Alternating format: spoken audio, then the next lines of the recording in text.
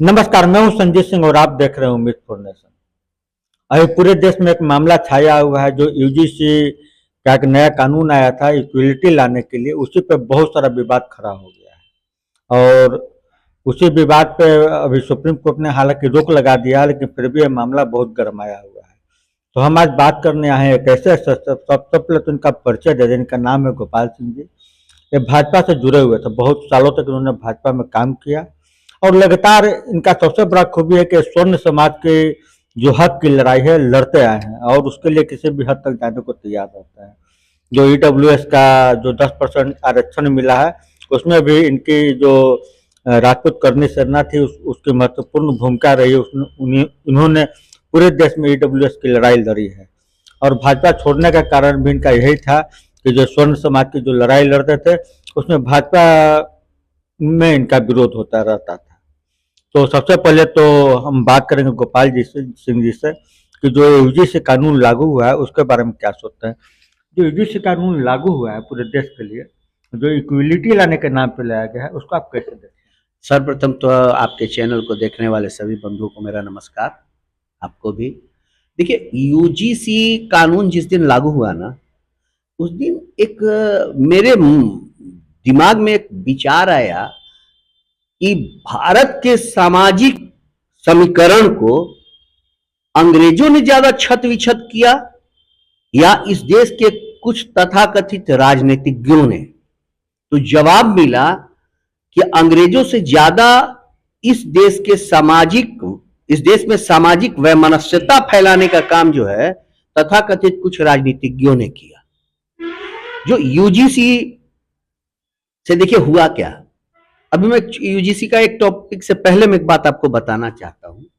अभी मैं गुजरात में था, एक दौरे पे निकला हुआ था, एक शैक्षिक दौरा ही था मेरा वो। तो वहीं मुझे गुजरात में सूचना मिली कि दरभंगा के कुशेश्वर स्थान के किसी गांव में किसी हरिनगर नामक गांव में एससी का कोई युवा पूरे गांव के ब्राह्मण समाज पर केस कर दिया। मैं उस युवक से ये कहना चाहता हूं आपके माध्यम से कि अरे भैया, तुम पूरे गांव पे काहे किए? पूरे भारत के सवर्ण समाज पे तुमको करना चाहिए था, ताकि जो हमारे माननीय बैठे हुए हैं सदन में या न्यायालय में, उनकी आंख खुले कि कानून का सदुपयोग भी होता है और कानून का बुरी तरह दुरुपयोग भी होता है। मुझे अच्छा लगा कि रूलिंग पार्टी के बिहार के किसी मंत्री ने इसका विरोध किया और अच्छा लगा कि हाँ, कोई विरोध किया। अब आइए यूजीसी के आने से होगा क्या, मैं बता रहा हूं। छात्रों के बीच में वैमनस्यता आएगी। अब छात्र जो है, देखिए, आप भी पढ़े हैं, हम भी पढ़े हैं, हमारे सहयोगी भी पढ़े हैं। कभी स्कूल में, कॉलेज में हम लोग ये नहीं जानते थे वो किस जात का है, मित्र है, दोस्त है, साथ में बैठना, खाना पीना सब होता था। लेकिन ये कब पैदा हुआ? जब तथाकथित कुछ राजनेताओं ने तरह तरह का कानून बनाना शुरू किया समाज में वैमनस्यता फैलाने के लिए। इसलिए इस यूजीसी कानून, ये जो यूजीसी कानून है, ये बिल्कुल गलत है। इसको केंद्र सरकार को वापस लेना चाहिए, वरना समाज में वैमनस्यता बहुत बुरी तरह से फैलेगी। और मेरा तो मानना है कि कहीं आप आए तो थे, जो केंद्र में भी जो सरकार बैठी हुई है वो तो आई थी सभी जाति को सामूहिक रूप से इकट्ठा करके भारत को मजबूत करने के लिए। लेकिन आप तो जाति में विभेद पैदा करने की राजनीति शुरू कर चुके हैं और इससे जातिगत विभेद पैदा हो रहा है। जी, ऐसा क्या जरूरत पड़ा कि जो केंद्र सरकार यूजीसी लाने की बात करते थे वो यूजीसी के कानून लाने की राजनीति पे उतरना पड़ा? इसमें कोई बहुत बड़ी बात नहीं है, क्योंकि तमिलनाडु और कुछ राज्यों में चुनाव है, तो वहां का चुनाव का फायदा उठाया जाए, इसलिए यूजीसी ला दिया गया। यूजीसी लाने का कोई मकसद उकसद नहीं है। और इनको यूजीसी इनके ताबूत में अंतिम किल साबित होगा, जो केंद्र में बैठे हुए हैं। यूजीसी इनको खा जाएगा।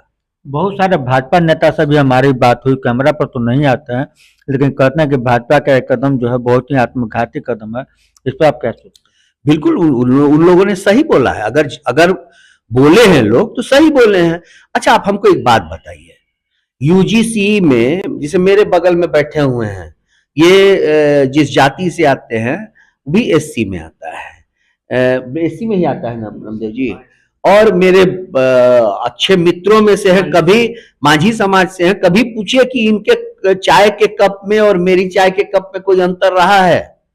या और भी हमारे पासवान जी बैठे हुए हैं, उनसे पूछिए कि क्या मेरे प्लेट में जो बिस्कुट आता है वो मेरे लिए अलग आता है, उनके लिए अलग आता है? कोई बोलेगा कि नहीं, ऐसा नहीं है।